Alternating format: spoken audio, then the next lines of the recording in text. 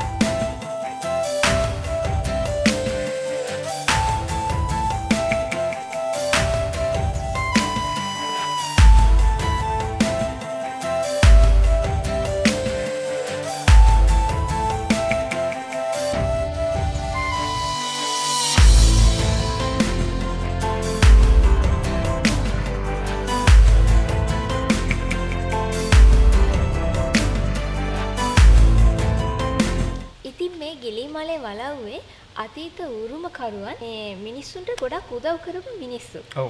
ඒ කියන්නේ අතීතයේ ඉඳන්ම ගොඩක් ගමටම මේ ප්‍රදේශයටම කෑම බීම වලින් හැමදේම උදව් කරපු මිනිස්සු. ඉතින් ඒ මතකයන් අවදි කරමින් මේ වෙනකොටත් අදටත් දැන් මේ අපිට දකින්න හම්බුණා මේ අක්කර 25ක භූභාගයක් ඉතින් මේ වලව්වේ මේකේ ගොඩාක් සේවක පිරිසක් වැඩ කරනවා. සහ මේ අය මේ ගමේම මිනිස්සු.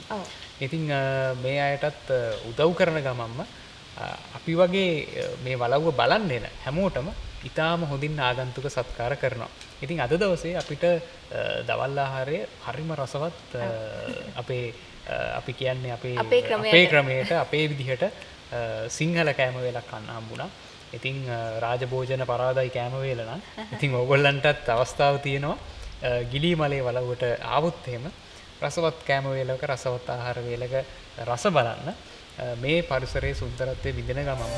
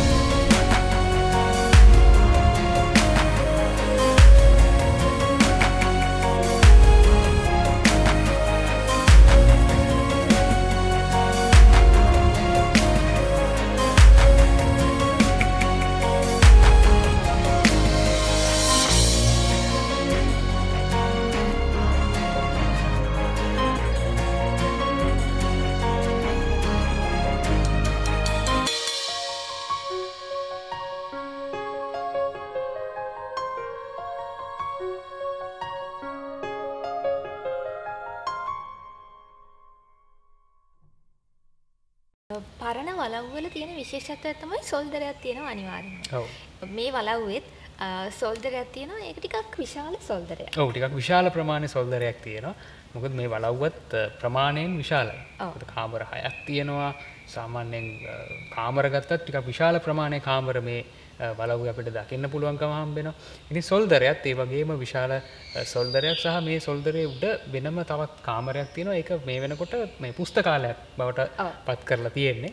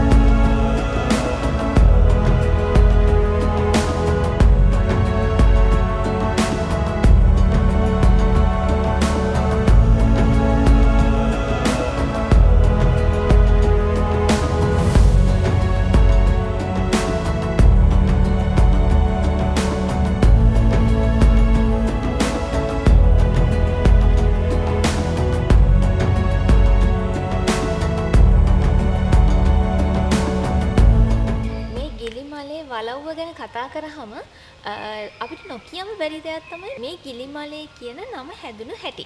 ඉතින් අපි මේ හදන්නේ ඒ ගැන කියන්න තමයි. ඉතින් ඒ ගැන කතා කරනකොට ඇත්තටම මේ ටිකක් රසබර කතාවක් කියන්න. මම හිතනවා ඔයගොල්ලෝ කතන්දර අහන්න ආසයි කියලා. මම බොහොම ඉක්මනට මේ රසබර කතාව කියන්න. ඉතින් මේ කෝට්ටේ පළවෙනි රාජසිංහ රජුරුව එහෙමත් නැත්නම් මේ සීතාවක රාජසිංහ රජුරුව ඒ කාලේ මේ අඩබරයක් ගහලා තියෙනවා මේ ශ්‍රීපාදයේ අවට ප්‍රදේශයේ කන්දක් උඩ විශාල ගිනිමැලයක් ගහලා මේ ප්‍රදේශයේම ඒකාලෝකමත් කරන්න පුළුවන් සමතෙක් ඉන්නවා නම් කවුද කියලා මේ ඉදිරිපත් වෙන්න කියලා. ඉතින් කොහොම හරි මේ රටේ කිසිම කෙනෙක් ඔන්න මේ ප්‍රදේශය ඉදිරිපත් වෙලා නැහැ. නමුත් මේ දැන් කෝට්ටේ රාජධානිය කියලා නම් කර ප්‍රදේශයේ දක්ෂ තරුණයෙක් ඉඳලා තියෙනවා. මේ තරුණයාගේ නම තමයි මේ තරුණයා ඉදිරිපත් වෙලා මේ ගමේ හිටපු ජනතාව මේ හැම දෙනාම එකතු කරගෙන මේ ආසන්නයේ තියෙන කුණුදිය පර්වතයට විශාල දර ගොඩක් අරන් ගිහලා තියෙනවා. දැන් මේ කුණුදිය පර්වතය කියන නම හැදිලා තියෙන්නේ මේ කොහොමද කියලා දන්නවද? දන්නේ නැහැ නේ. නෝ ඉතිහාස පොත් කියවන්නේ නැහැ. ඉතින් මේ කුණුදිය පර්වතය කියලා නම හැදිලා තියෙන අතරම මේ දැන් එක පැත්තකින් කුරු ගඟ ගලාගෙන යනවා අනිත් පැත්තෙන් කළු ගඟ ගලාගෙන යනවා. ඒකට මැද්දෙන් තමයි මේ කුණුදිය පර්වතය තියෙන්නේ. ඉතින් කුණුදිය පර්වතයේ මුදුනත් ඇත්තටම මේ පැතල. ඉතින් මේ නිසා මේ ප්‍රදේශයේ හිටපු ජනතාව මේ හැමෝම එක රාශි කරගෙන ගිහිල්ලා විශාල ගිනි ගොඩක් ගහලා කොහොම හරි මේ ප්‍රදේශයට විශාල ආලෝකයක් දීලා තියෙනවා. ඉතින් දැන් මේ අර ගිනි ගොඩත් එක්කම ඒකාලෝකමත් වෙච්ච ගම නිසා මේ ප්‍රදේශයට ගිනිමැලේ ගම ඊට පස්සේ ඒක ගිනීමැලේ ගම පසුව ගිලීමලේ ගම බවට පත් වෙලා තියෙනවා. ඔය විදිහට තමයි මේ ගිලීමලේ කියන නම යෙදුණා කියලා මේ වලව්වේ උප්පත්තිය ගැන කතා කරනකොට අපිට අහන්න දකින්න දැනගන්න හම්බුනේ.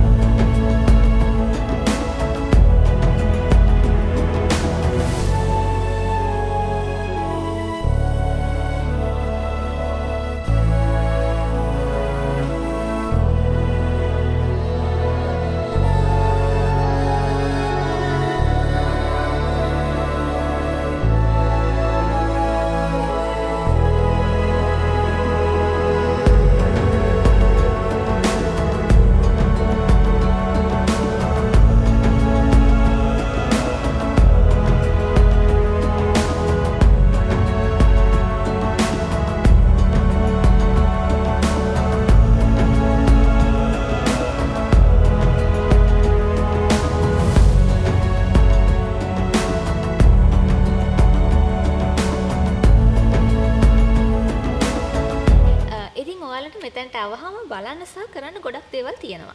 ඉතින් කරන්න කිව්වහම ඔයාලට පුළුවන් කයාකින් යන්න පුළුවන් පල්ලෙහා මේ වලව්ව පිටිපස්සෙම රත් ගඟ ගලාගෙන යනවා. ඉතින් ඒ විතරක් නෙමෙයි බෝට්ටු පදින්නත් පුළුවන්. එතනින් හොඳ පිරිසුදු වතුරෙන් නාගන්නත් chance එක තියෙනවා.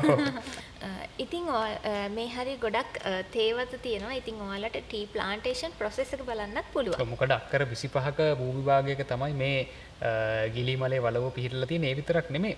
දැන් රබර් පරණ දුංගයක් පවා මේ වලව්වේ තියෙනවා. ඒ කියන්නේ ඉස්සර තිබුණු දේවල්. ඉතින් ඒවා හැමදේම ඔයගොල්ලන්ට බලන්න අවස්ථාව තියෙනවා. මේ වලව්වට આવොත් ඒ විතරක් නෙමෙයි අපි විශේෂයෙන්ම දෙයක් කියන්න ඕනේ සහ අගය කළ යුතු දෙයක් තියෙනවා. ඒ තමයි ප්ලාස්ටික් වලින් තොර කලාපයක්. අනිවාර්යයෙන්. ඒ කියන්නේ වතුර බෝතල් පවා ප්ලාස්ටික් බෝතල් නෙමෙයි මේ ප්ලාස්ටික් පොලිතීන් මේ වගේ දේවල් ඇත්තටම මේ සුන්දර පරිසරයට අරගෙන එන්නෙත් නැහැ. මේ වලව්වෙන් ඒ දේවල් අපිට කියන්නේ ගෙස්ට්ලට දෙන්නෙත් නැහැ. ඒගොල්ලොත් වීදුරු වතුර බෝතල් පාවිච්චි කරන්නේ. ඉතින් මේ වගේ හොඳ ප්‍රොසෙස් එකක් පාවිච්චි කරනවා මේ වලව්ව ඇතුලේ. ඉතින් ඒක හරි වටින දෙයක්. මොකද මං හිතන්නේ මේ පරිසරයේ සුන්දරත්වය රැක ගන්න ඒ වගේ දේවල් වලින් පොලිතීන් ප්ලාස්ටික් වලින් වැළකෙන්න ඒ වගේ දේවල් නොකර බෑ. මෙඩිටේෂන් සහ යෝගා කරන්න අවස්ථාව තියෙනවා. ඒකට විශේෂ වූ ස්ථානයක් තියෙනවා. මේ වලව්වේ හරිම සිත නිවෙන තැනක් තියෙනවා. ඔයගොල්ලන්ට වීඩියෝ එකේ බලන්න පුළුවන්. මොකද මැද මිදුල ළඟම නේද? ඉතින් හරිම ලස්සන තැනක් සහ හරිම නිස්කලංක තැනක්. ඉතින් යෝගා කරන්න වඩාත් සුදුසු තැනක් විශේෂයෙන්ම විදේශ සංචාරකයෝ ලංකාවට ආවම ඒ වගේ ගොඩක් බලාපොරොත්තු වෙනවා මේ වගේ මෙතෙන්ට ආවම මේ අත්දැකීම ගන්නත් පුළුවන්.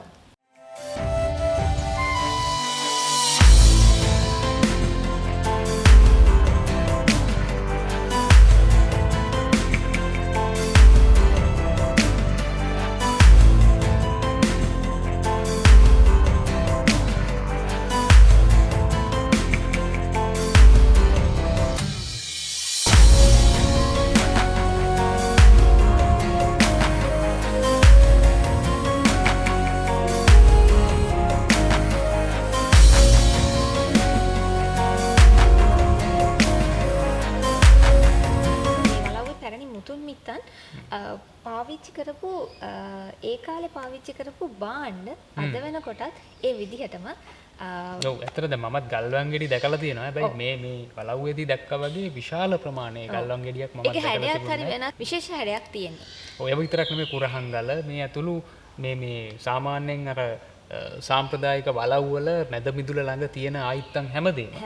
අතීතයේ මේ වෙලාව බලන්න පාවිච්චි කරපු දෙයක් තමයි පෑතැටිය කියලා කියන්නේ. අර වතුරට දාලා පොල් කට්ටක් වගේ එකක සිදුරු කීපයක් තියෙනවා. ඉතින් මේ පෑතැටියක් දැක බලා ගන්න අවස්ථාව තියෙනවා. මමත් මේ ඇස් දෙකෙන් සියසින් දැක බලාගත්තේ ජීවිතේ පළවෙනි පාරට. ඉතින් ඒ නිසා මං හිතන්නේ මේ ඒ වගේ අර අතීතයේ ඉඳන් තිබුණු මම හිතන්නේ වසර කීයක්ද නේද අවුරුදු 300කටත් වඩා පරණ වලව්වක් මේක. ඉතින් ඒ නිසා මම හිතන්නේ මේ දේවල් අපිට දැක බලා ගන්න හම්බ වෙනවා කියන්නේ මේ අපි කතා කරන ගිලීමලේ වලව්ව එක්තරා විදිහක කෞතුකාගාරයක් කියලා තමයි අපිට හිතුනේ.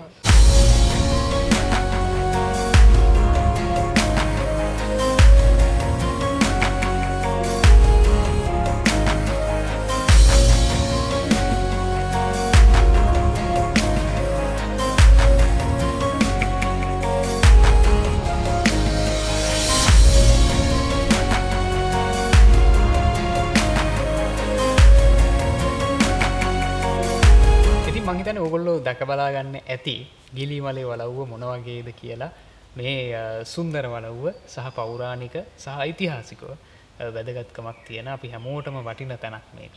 ඉතින් අපි විශ්වාස කරනවා ඕගොල්ලොත් ගිලීමලේ වලව්වට ඇවිල්ලා මෙතන නැවතිලා එක දවසක් නෙමෙයි නේද දවස් කීපයක් නතර වෙලා මේ අත්දැකීම සහ මේ පෞරාණික දේවල් දැක බලාගෙන යන්න පුළුවන් නම් හරිම වටිනවා. මොකද අපි දැන් ලංකාවේ හොටෙල් මං හිතන්නේ 40කට වඩා ඇවිදලා තියෙනවා. හැබැයි වලව්වක අත්දැකීමක් ලැබුවේ පළවෙනි පාරට ජීවිතේ. සහ අපිත් වාසනාවන්ත වුණා මේ වලව්වේ හැම තැනම ඇවිදලා කරලා මේ දේවල් දැක බලා ගන්න විශේෂයෙන්ම අවුරුදු 300කට වඩා පරණ පෞරාණික දේවල් ගොඩක් අපි ඇස් දෙකෙන්ම දැක බලා ගත්තා. ඒක හරිම වටින දෙයක්. ඔයගොල්ලන්ට මං හිතන්නේ වීඩියෝ එකෙන් බලනවට වඩා වටිනවා මෙතෙන්ට ඇවිල්ලාම ඒ අත්දැකීම ගත්තොත්. ඉතින් අපි මේ වගේ තවත් ලස්සන සුන්දර නවතැනකින් හම්බ වෙමු. ඉතින් ඊට කලින් අපිට මතක් කරන්න තව විශේෂ කෙනෙක් ඉන්නවා. ඉතින් ඒ තමයි ගිලීමලේ වරව්වේ වර්තමාන භාරකාරතුමන් විදිහට කටයුතු කරන අතීත පරම්පරාවේ වර්තමානය නියෝජනය කරන ඉශාන්ත දසනායක මහත්මයා අපි තාම ආදරෙන් මතක් කරනවා එතුමන්ව. ඉතින් බොහොම ස්තුතියි අපිට මේ අවස්ථාව ලබා දුන්නට. මම හිතන්නේ මේක අපේ ජීවිතෙත් අපි ලැබපු හරිම සුන්දර සහ මතක නොවන අත්දැකීමක්. ඉතින් එහෙනම් අපි ආයෙත් මේ වගේ ලස්සන නවාතැනක ඉඳලා හම්බෙමු. හැමෝම පරිස්සමට ඉන්න ගිහින් එන්න. ජය වේවා හැමෝටම.